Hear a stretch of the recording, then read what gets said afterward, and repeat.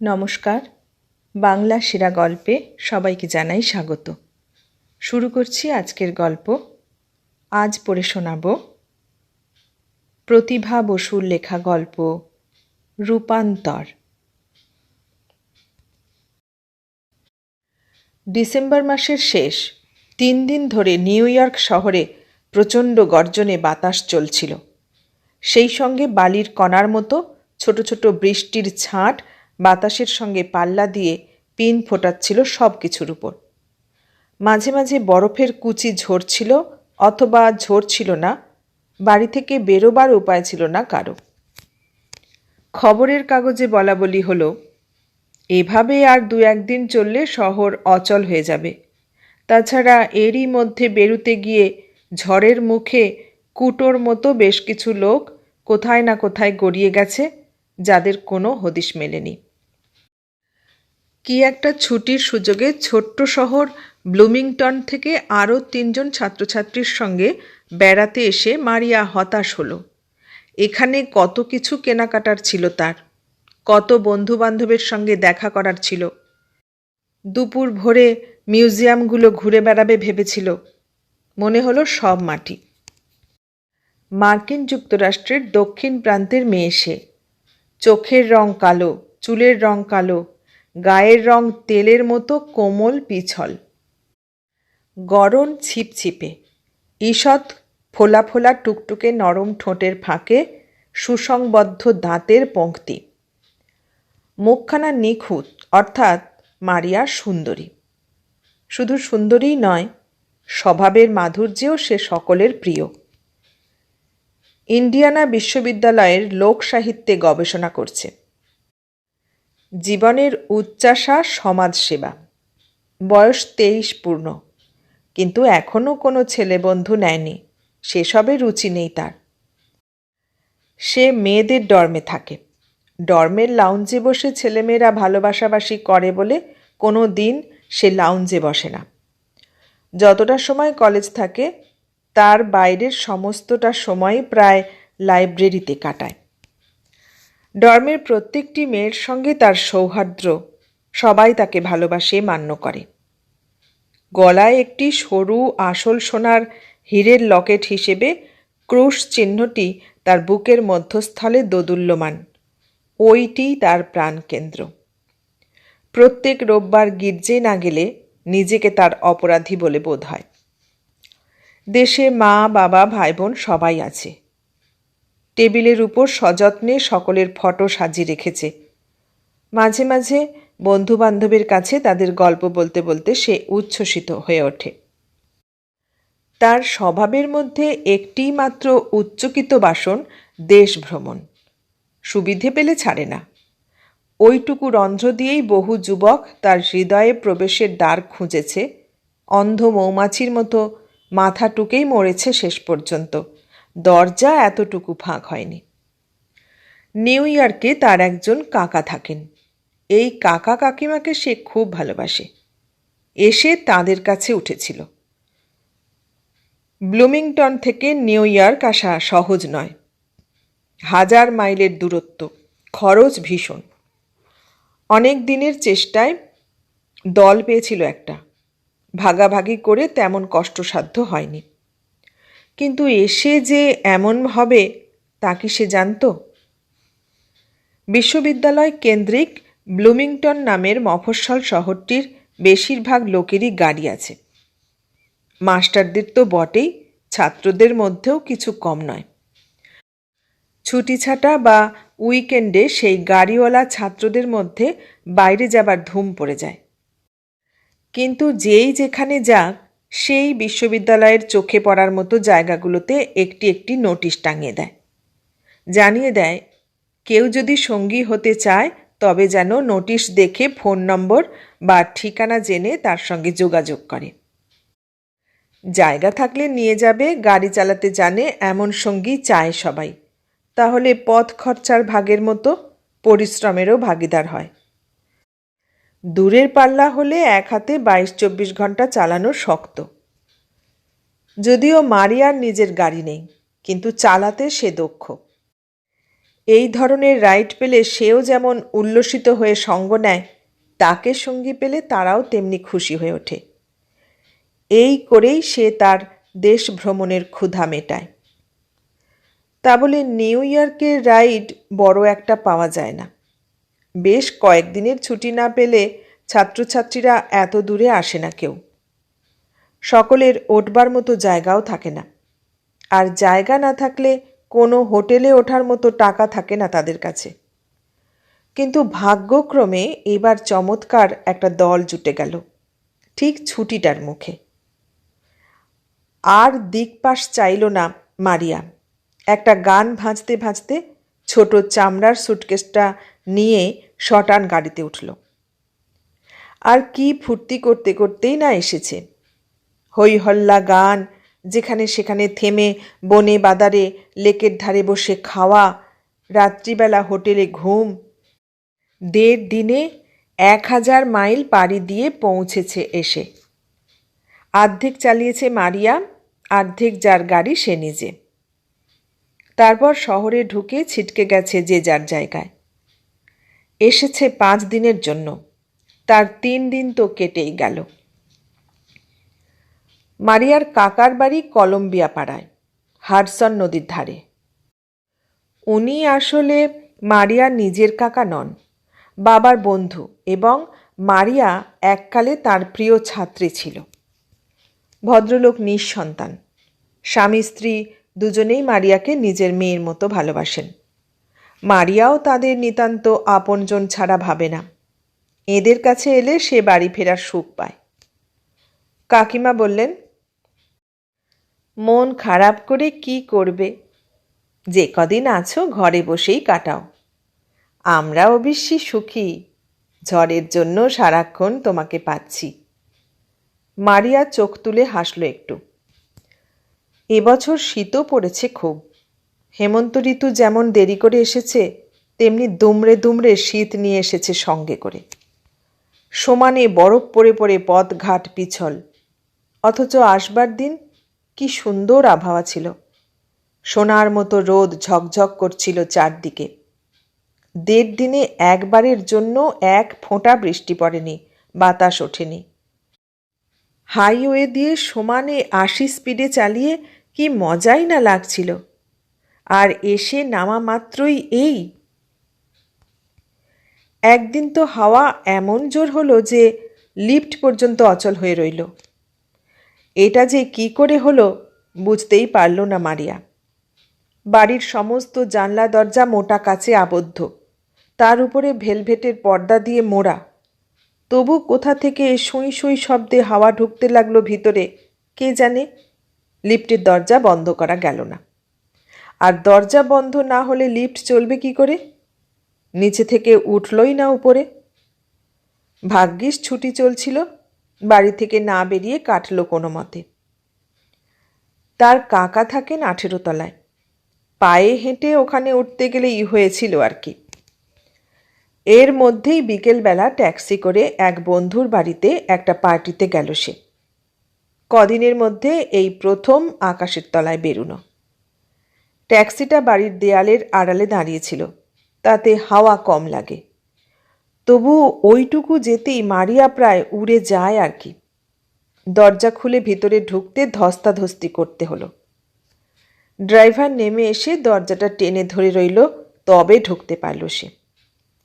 মনে হচ্ছিল খোলা দরজাটা বুঝি গাড়ি থেকে ছিঁড়ে নিয়ে যাবে বাতাসে। সামনে হাডসন নদীতে মনে হলো বান ডেকেছে। ড্রাইভার গাড়ি চালাতে চালাতে বলল, নদীর ধারে বলে এখানেই বাতাসের জোরটা বেশি। যদি বুঝতে পারতাম আসতাম না। মারিয়া মনে মনে বলল, ভাগ্যিস বোঝনি, বাড়ি বসে বসে আমার হাতে পায়ে যে বাদ ধরে গেছে। এরকম হাওয়ায় কিন্তু না বেরোনোই ভালো। ড্রাইভার আবার মন্তব্য করল, এই হাওয়া শয়তান, গাড়ি উল্টে দিতে পারে। তার মধ্যে যা বরফ পড়ছে। না না, অত ভয় কিসের? মারিয়া নরম করে মাথা নাড়ল। বলছেন কি ম্যাডাম? মুখ ফেরালো ড্রাইভার। এ তো রীতিমতো হ্যারিকেন। লোকটা তো ভারী ভীতু। মারিয়া চুপ করে রইল। বন্ধুর বাড়ি পৌঁছতে পৌঁছতে বাতাসের জোর কিন্তু কমে এলো অনেকটা। ড্রাইভার বলল, এ ম্যানহাটানের স্কাই স্ক্র্যাপার আটকে দিয়েছে। ফাঁকা জায়গায় দেখুন গে, ঠিক তাই। হতে পারে। মারিয়া গাড়ি থেকে নেমে ভাড়া মিটিয়ে লঘু পায়ে ঢুকে গেল বাড়ির ভিতরে। বেশ জমল পার্টিটা। খুব হইচই হলো। খাবার পরে নিজেরাই পরস্পরকে জড়িয়ে নাচল খানিকক্ষণ। ভালো ভালো ওয়াইনের নেশায় ফুর্তি হলো খুব। দেখতে দেখতে 10টা বেজে গেল। ঘড়ি দেখে তাড়াতাড়ি উঠল মারিয়া। যা ঝড় বাদলের রাত, এরপরে আর ট্যাক্সিই মিলবে না। বন্ধু বলল, তাতে কি, সাবওয়েতে চলে যেও, তাড়াতাড়িও হবে, ঝড়ও পাবে না। মারিয়া মাথা নাড়ল। ওটা তার এখনও আয়ত্তে আসেনি। মফস্বলে থাকে, নগরের মাটির তলার ম্যাপ মুখস্থ কম। পথ ভুল করলে একেবারে গোলকধাঁধা। তাছাড়া আরও একটি কারণ চাপা ছিল তার মনের তলায়। কলম্বিয়া পাড়াটা নিগ্রোতে ভর্তি। মারিয়ার ভীষণ বিদ্বেষ তাদের উপর। তাদের সে ভয় করে, ঘেন্না করে। অত ভালো মারিয়া, অমন হৃদয়বতী, সত্যবাদী, সচ্চরিত্র সমাজসেবিকা, এই একটা ব্যাপারে তার মায়া, মমতা, ধর্ম সমস্ত পাশবিক হয়ে ওঠে। তার কর্মের পুণ্য তালিকায় সর্বজীবে দয়ার মধ্যে এই মানুষগুলোকে সে কোনো রকমেই জায়গা দিতে পারে না। যদি কোনো উপায়ে দেশ থেকে এদের উচ্ছেদ করতে পারত, তাহলে সকলের আগে সেই মহৎ কাজটা সেরে নিত। সে দক্ষিণের মেয়ে, যত শিক্ষাই পাক, যতই ভালো হোক, এই বিদ্বেষ তার রক্তের মধ্যে মিশে গেছে। কিন্তু এ কথা সে প্রকাশ করে না। সে জানে, এটা শুনলে অনেকে তাকে বিচার করবে, বিশ্লেষণ করবে। সেটা সে চায় না। তাদের সরকারের সঙ্গে এই নীতিতে সে সম্পূর্ণ দ্বিমত। সে রাস্তায় এসে একটা ঢাকনার তলায় দাঁড়ালো, কিন্তু দাঁড়িয়েই গাড়ি পেল না। কেউ যেতে চায় না। ঠান্ডায় বাতাসের বেগে হাত পা প্রায় জমে আসছিল। মাথার রুমালটা আরও শক্ত করে বেঁধে নিল। দস্তানা পরা হাত দুটো ঢুকিয়ে রাখল পকেটের মধ্যে। প্রায় আধ ঘন্টা ছুটোছুটির পর শেষে মিলল একটা। মিলল মানে হাত দেখিয়ে থামিয়ে প্রায় জোর করে উঠে বসল। তারপর ঠিকানা বলল। ভাগ্যিস জোর করে উঠেছে। উফ, মরে যাচ্ছিল প্রায়। গাড়ির গরমে বেশ আরাম লাগলো। গুছিয়ে বসতে বসতে অনেকটা এগিয়ে এলো ট্যাক্সি। মারিয়া রাস্তায় তাকালো। রাস্তায় একটিও লোক চলছিল না সেদিন। একটার পর একটা ব্লক পার হয়ে যাচ্ছিল, কোথাও কোনো গাড়ি মিলছিল না।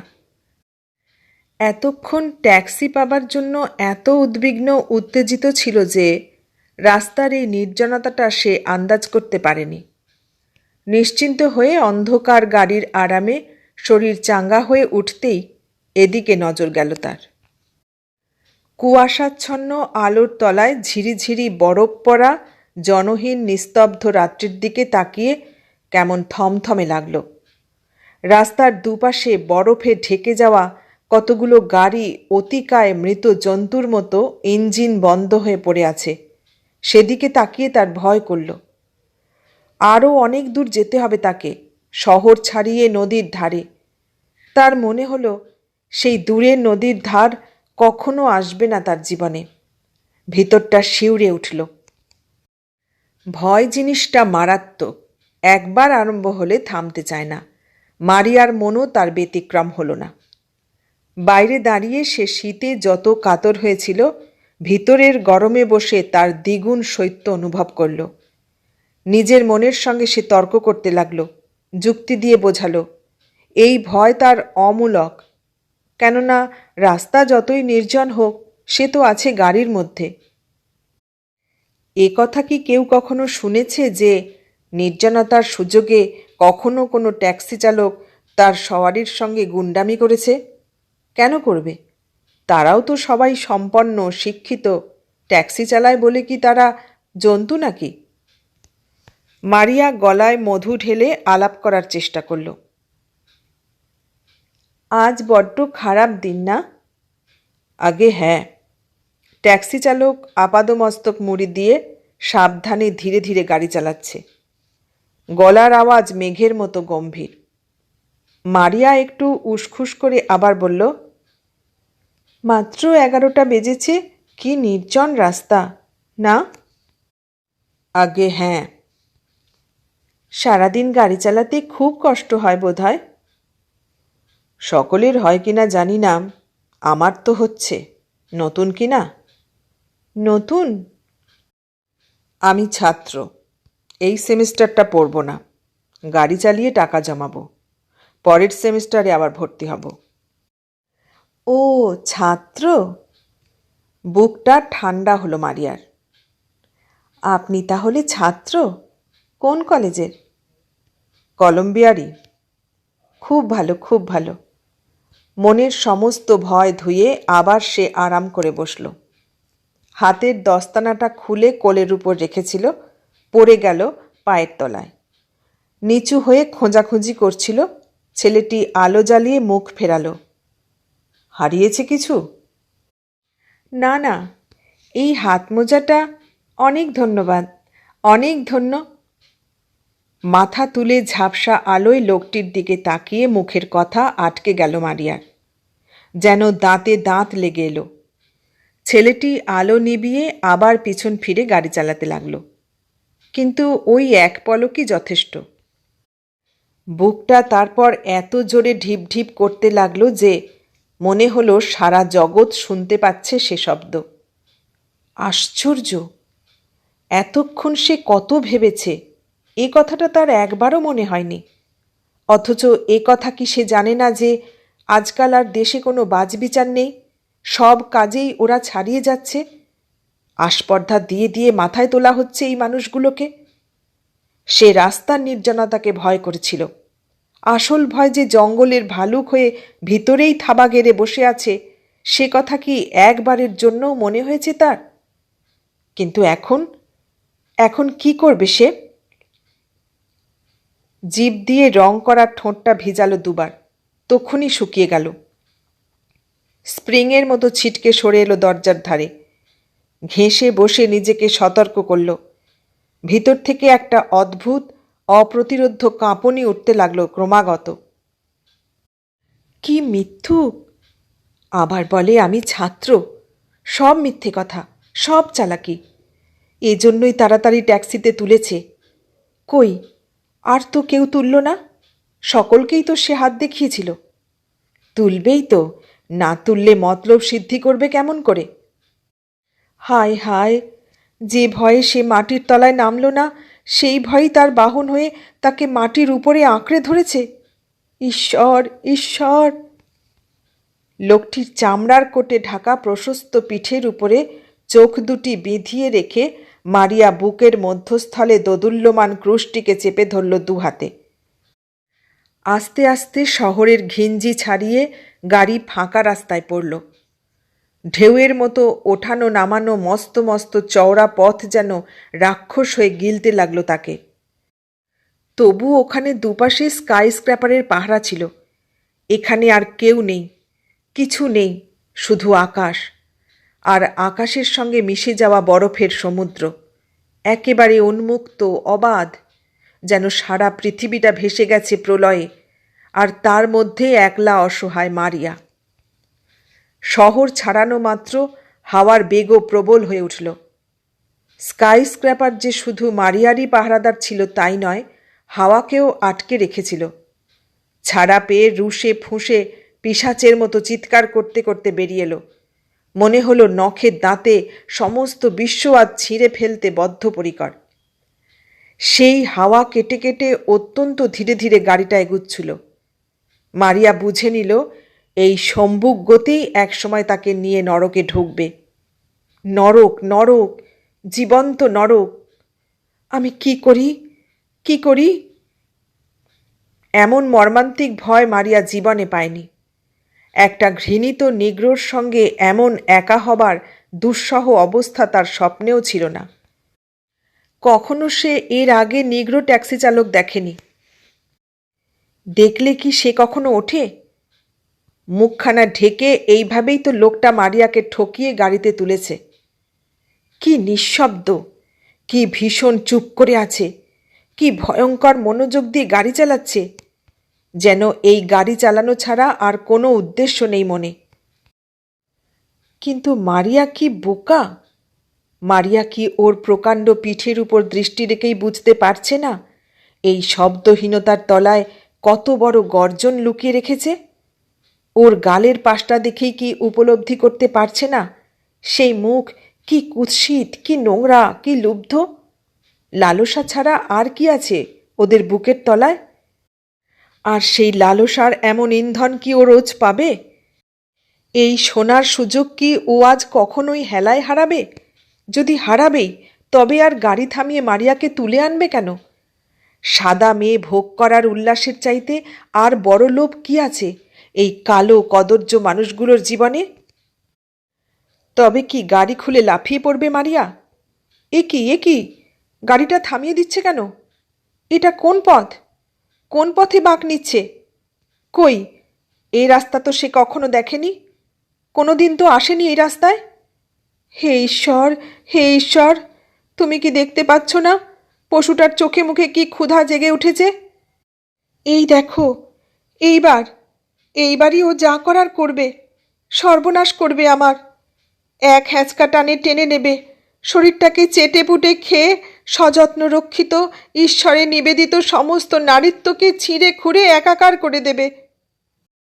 মারিয়া দরজার হাতলে হাত রেখে টান টান হয়ে যে কোনো মুহূর্তে লাফিয়ে পড়বার জন্য প্রস্তুত হল। দুই চোখের জলে ভেসে বলল, প্রভু, এত নিষ্ঠুর তুমি! যে মারিয়া তোমাকে স্মরণ না করে বিছানা ছাড়ে না, তোমার সৃষ্ট যে মারিয়া কাউকে ঘৃণার চোখে দেখে না, যে রমণী আজ পর্যন্ত একজন পুরুষের দিকে পাপ চোখে তাকিয়ে নিজের কুমারী জীবনের পবিত্রতা নষ্ট করেনি, তাকে তুমি এত কষ্ট দিচ্ছ? হে আমার ঈশ্বরের পুত্র, কেন এত নিষ্ঠুর তুমি?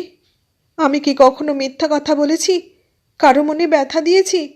মানুষ হয়ে মানুষকে অসম্মান করেছি? তবে কেন, কেন, কি পাপের ফলে আমাকে একটা মাংসখণ্ডের মতো একটা লোভী কুকুরের মুখে ছুঁড়ে দিচ্ছ? বিড়বিড় করে বলতে বলতে প্রায় শব্দ করে কেঁদে উঠছিল মারিয়া। গাড়িটা নিঃশব্দে থেমে গেল। কি হলো? আস্তে নামবেন, জায়গাটা ঢালু, হাওয়া বইছে জোরে। আবার আলো জ্বেলে দিল নিগ্রো ড্রাইভার। মারিয়া যেন স্বপ্ন দেখে জেগে উঠল। ও, এসে গেছি, কি আশ্চর্য! উত্তেজিত কম্পিত হাতে সে তাড়াতাড়ি ব্যাগের মুখ খুলে ভাড়া বার করল। তার চেয়েও তাড়াতাড়ি নেমে পড়ল রাস্তায়। ট্যাক্সিটা দাঁড়িয়েছিল কোণ ঘেঁষে। সেই কোণটুকু পেরোতেই হাওয়ার ধাক্কায় গাঢ় অন্ধকারে উল্টে পড়ল সে। তার হাতের ব্যাগটা ছিটকে গেল।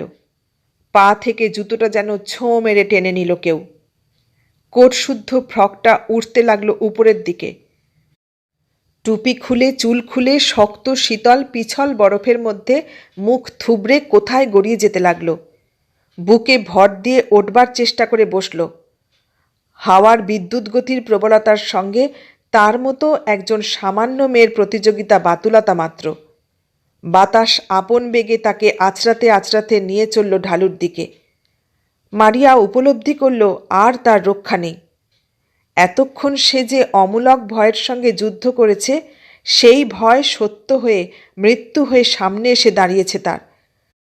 গড়াতে গড়াতে প্রাণপণ শক্তিতে সে চিৎকার করে উঠল, বাঁচাও, বাঁচাও! মৃত্যু ভয়ে ভীত গলার তীক্ষ্ণ আর্তনাদে যেন ভরে গেল জায়গাটা। ট্যাক্সি সবে স্টার্ট দিয়েছিল। এক্সিলারেটরের চাপটা থামিয়ে জানালার কাজ সরিয়ে নিগ্রো ছেলেটি উৎকর্ণ হয়ে বাইরে তাকালো। ব্যাপারটা বুঝতে দেরি হলো না তার। আগেই সে সাবধান হতে বলেছিল। নিশ্চয়ই তার সোয়ারি মেয়েটিই ঝড়ে পড়েছে। কিন্তু কোথায়, কত দূরে নিয়ে গেছে? দরজা খুলে লাফিয়ে নামল সে। দেয়াল ঘেঁষে ঘেঁষে জনহীন শূন্য রাস্তার উঁচু পিঠটার উপরে এসে দাঁড়ালো স্থির হয়ে।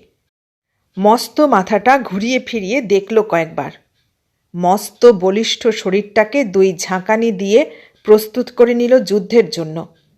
গায়ের ভারী ওভারকোটটা খুলে হালকা হয়ে নিল। টুপিটা নিজেই উড়ে গিয়ে কাজ বাঁচালো। তারপর প্রবল শক্তিতে সে এগিয়ে গেল চিৎকার অনুসরণ করে। বেশ খানিকটা যেতে হলো তাকে। নদীর ধারের পার্কটা রেলিংয়ের ফাঁকে আটকে গিয়েছিল মারিয়া। সমস্ত শক্তি দিয়ে সেটাকে চেপে ধরে নিজেকে হাওয়ার হাত থেকে বাঁচাতে চেষ্টা করছিল সে। মানুষের সাড়া পেয়ে আকুল হয়ে উঠল, স্পর্শ পেয়ে দুই হাতে জড়িয়ে ধরল। ছেলেটি অন্ধকারে কোনো রকমে টানতে টানতে একটা গাছের নিচে নিয়ে এলো তাকে। গলা থেকে আঁকড়ে থাকা হাতটা সরিয়ে দেবার চেষ্টা করে হাঁপাতে হাঁপাতে বলল, এভাবে না, এভাবে না, এরকম করে জড়ালে আমি চলতে পারবো না। হাত ধরুন, নিচু হন, গড়িয়ে আসুন, বড় ঝাপটা এলে গুঁড়ি মারুন, কোনো রকমে দেয়ালের আড়ালটায় চলুন। হাওয়া কাটাবার কৌশলগুলো একের পর এক বলে যেতে লাগল, কিন্তু মারিয়ার কানে বোধহয় কোনো কথাই পৌঁছল না। ঈশ্বর প্রেরিত অবলম্বনটি পেয়ে সে তার অবসন্ন বিধ্বস্ত শরীরটাকে একেবারে ছেড়ে দিল তার উপরে। যত সে ছাড়াতে চেষ্টা করল তত সে সাঁড়াশির মতো চেপে ধরে আঁকড়ে থাকল বুকের মধ্যে। নিরুপায় ছেলেটি তখন পাঁজা কোলে তুলে নিল তাকে।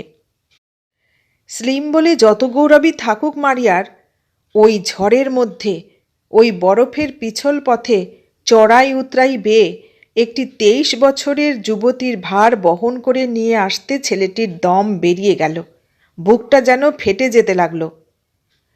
কিন্তু অন্য এক প্রাণের মমতায় নিজের অস্তিত্ব ভুলে গেল সে। এক সময় দেখা গেল সেই অন্তহীন রাস্তাটা পেরিয়ে তারা ফুটপাতে দেয়ালের কোণে এসে পৌঁছেছে। এবারে পিঠ দিয়ে লাউঞ্জের ভারী পাল্লাটা ঠেলে ভিতরে ঢুকে এসে মারিয়াকে ঘরের মাঝখানে দাঁড় করিয়ে দিল।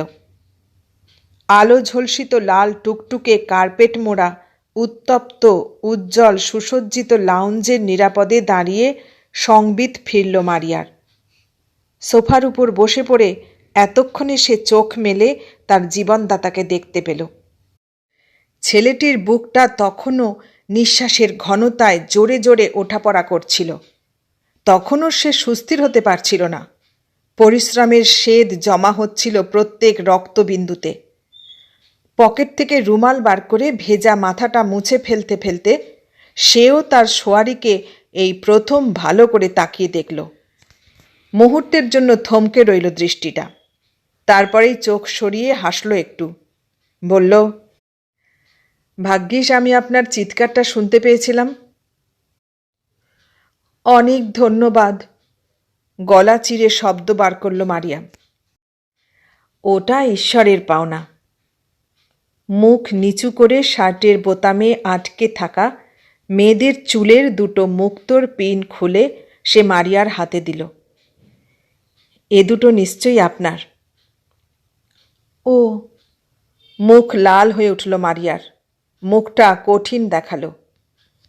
পিন দুটো সরিয়ে রাখল সে। একটু সুস্থ বোধ করছেন কি? হ্যাঁ, আজকের দিনটা বড়ই খারাপ ছিল। সে তো দেখতেই পাচ্ছি। এই ধরনের ঝড়ে না বেরোনোই ভালো। উপদেশ দিচ্ছে আবার। মারিয়া ভুরু কোঁচকাল। তাও বুঝতে পেরেছি।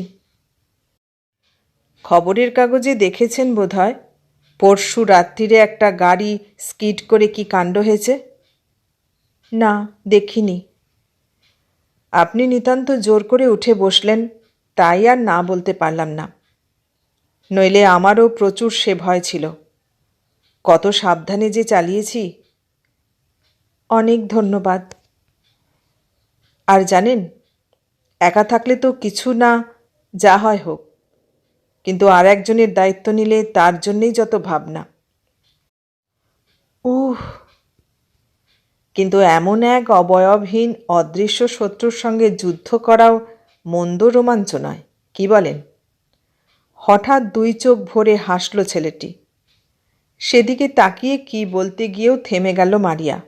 মুহূর্তের জন্য আনমনা হলো। মনে হলো নিগ্রোদের চোখ তো ভারী সুন্দর। বরফের ঝড় আমি খুব ভালোবাসি, খুব সুন্দর লাগে, খুব পবিত্র দেখায়। যেমন আকাশে চাঁদ হলে ফুটফুটে জ্যোৎস্না হয়, এও তেমনি মাটির চাঁদ, রাতকে অন্ধকার হতেই দেয় না। ছেলেটি তার বাঁ পায়ের ভার ডান পায়ে নিল। তার শরীর থেকে জল চুইয়ে চুইয়ে লাল কার্পেটের উপর দাগ কাটছিল। মারিয়া সেই নকশাটা তাকিয়ে দেখল। এত ভিজেছে? কই, সে তো বেশ শুকনো আছে। অবশ্যই তার মস্ত মোটা ফাড়ের কোটটাই বাঁচিয়েছে তাকে। শুধু কি কোটটাই? এই বলিষ্ঠ ছেলেটির প্রশস্ত বুকের আশ্রয় কি তাকে আচ্ছাদন যোগায়নি? এতক্ষণে মারিয়ার খেয়াল হলো ছেলেটিকে সে একবারও বসতে বলেনি, অথচ নিজে সে নরম সোফায় নরম কুশানের কুণ্ডলিতে গলে আছে আরামে। এটা তার মতো ভদ্র শিক্ষিত একজন কুলীন মেয়ের পক্ষে অবশ্যই অসৌজন্য। বসুন না, আন্তরিকভাবেই বলেছিল। ছেলেটি তৎক্ষণাৎ প্রত্যাখ্যান করল সেই অনুরোধ। ধন্যবাদ, বসবার সময় নেই আমার। পকেট থেকে পাইপ বের করে তামাক টিপতে লাগল।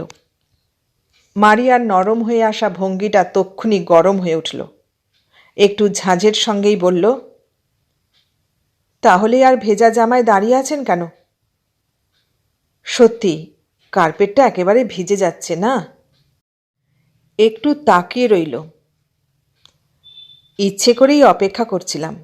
আপনি যেরকম ভয় পেয়েছিলেন, ক্লান্ত হয়েছিলেন, আপনাকে একটু সুস্থ না দেখে যেতে পারছিলাম না, মানে উচিত মনে হচ্ছিল না। হাতের ঘড়িতে চোখ বুলালো। কি আশ্চর্য, দেখতে দেখতে 35 মিনিট কেটে গেছে। না, এবার আমি যেতে পারি।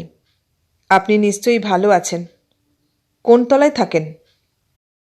সেজন্যে আপনাকে ভাবতে হবে না। না না, ভাবনা কি, হয়তো গায়ে একটু ব্যথা হতে পারে। দুটো বাফারিন খেয়ে নেবেন, তাহলেই হবে। পাইপটা ধরালো সে। শুধু যে ঝড়ের হাতেই লাঞ্ছিত হয়েছেন তা তো নয়।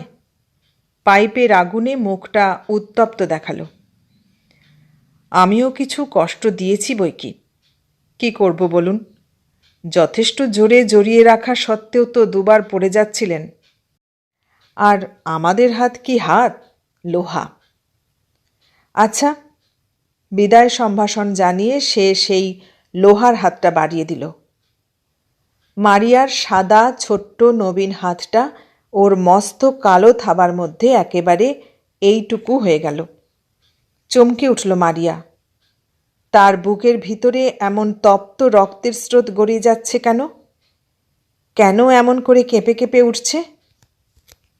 বড় বড় পা ফেলে ভেজা কাপড়ে ভেজা মাথায় ভেজা জুতোর ছাপ রেখে রেখে নিষ্পৃহ ভঙ্গিতে বেরিয়ে গেল ছেলেটি। দরজাটা একটু ফাঁক হতেই দুর্দান্ত হাওয়ার চিৎকার রাক্ষসী নিঃশ্বাসের মতো তীর বেগে ঢুকে এলো ভিতরে। বোঝা গেল তখনও কি তাণ্ডব চলছে বাইরে। মারিয়া অনেকক্ষণ চুপ করে দাঁড়িয়ে রইল। তারপর আস্তে আস্তে উঠে এলো 18 তলায়। কাকা কাকিমা ঘুমিয়ে পড়েছিলেন। ডুপ্লিকেট চাবি ঘুরিয়ে নিজের ঘরে এলো সে। ঝকঝকে তকতকে করে গুছিয়ে রেখেছেন কাকিমা। ড্রেসিং টেবিলের আয়নাটার সামনে দাঁড়িয়ে রইল খানিকক্ষণ। তারপর ভেজা কাপড় জামা ছেড়ে ঢুকিয়ে রাখল ক্লসেটে। রাত কাপড় পরে নিয়ে দাঁত মেজে এলো বাথরুমে গিয়ে। মাথাটা আঁচড়ালো ভালো করে। মুখে ক্রিম মেখে আলো নিবিয়ে বিছানায় গা দিল। সেই অন্ধকার বিছানার নির্জন স্পর্শে আবার তার বুকের ভিতরে গড়িয়ে এলো সেই তপ্ত রক্তের স্রোত। আবার থেকে থেকে কেঁপে উঠতে লাগলো সমস্ত অস্তিত্ব। কি হলো তার? কি হলো? দাঁতে দাঁত চেপে মারিয়া পরিষ্কার অনুভব করল তার দেহ মনে স্বাদ জাগিয়েছে এই প্রথম পুরুষ, এই অমনোযোগী উদ্ধত নেগ্রো ছেলেটি। ছি ছি, গলা ব্যথা করে কান্না এলো তার। সে রুষ্ট হলো, ক্ষুব্ধ হলো, বিড়ম্বিত হলো। তার ইচ্ছে করল মাথা পেতে কোনো ভয়ঙ্কর একটা শাস্তি নিতে। এতকালের সঞ্চিত লালিত বিদ্বেষটাকে প্রাণপণে উদ্বুদ্ধ করতে চেষ্টা করে করে হয়রান হয়ে গেল। একসময় একটা গভীর উদ্বেগ থমথমিয়ে উঠল হৃদয়ে। নারীর গভীর মমতায় টনটন করে উঠল ভিতরটা। বালিশে মুখ ঘষে ঘষে মনে মনে বলল, হে ঈশ্বর, এই ঝড়ে জলে ওর যেন কোনো বিপদ আপদ না হয়, যেন সে ভালো মতো বাড়ি গিয়ে পৌঁছয়, আর আর আর আমি যেন আবার তাকে দেখতে পাই। চোখের জলে ভিজে গেল বালিশ।